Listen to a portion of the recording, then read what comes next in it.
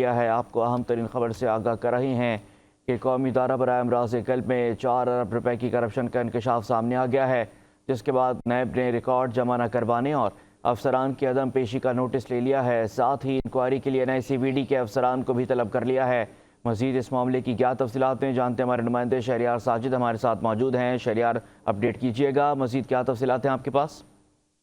جی بالکل، قومی ادارہ برائے امراض قلب میں 4 ارب کی کرپشن کا جو ہے وہ انکشاف ہوا ہے، جس کے اوپر جو ہے وہ نیب نے جو ہے انکوائری شروع کر دی ہے اور انہوں نے جو ہے جتنے بھی افسران ہیں NICVD کے ان کو جو ہے وہ طلب کر لیا۔ اور یہ ایک نئی بات نہیں ہے کہ 4 ارب کی کرپشن ہوئی ہے۔ 2022 میں اگر ہم دیکھیں تو اس وقت بھی جو ہے تقریباً 20 ارب کی کرپشن کا جو ہے انکشاف ہوا تھا، اور یہ آئے روز جو ہے ہم دیکھتے ہیں کہ جتنے بھی فنڈ ہوتے ہیں ملازمین کے یا دوائیوں کے جو بھی پیسے ہوتے ہیں جو حکومت جاری کرتی ہے، وہ سارے کے سارے جو ہے وہ کرپشن کی نظر ہو جاتے ہیں۔ اور آج سے پہلے بھی ہم ماضی میں بھی دیکھتے رہے، یہ کرپشن جو ہے وہ عروج پر تھی، اور جب بھی انکوائری ہوتی ہے احتساب عدالت کے اندر کیس چلتا ہے، لیکن ظاہر ہے جو سربراہ ہوتا ہے وہ پھر چینج ہو جاتا ہے اور انکوائری جو ختم ہو جاتی ہے۔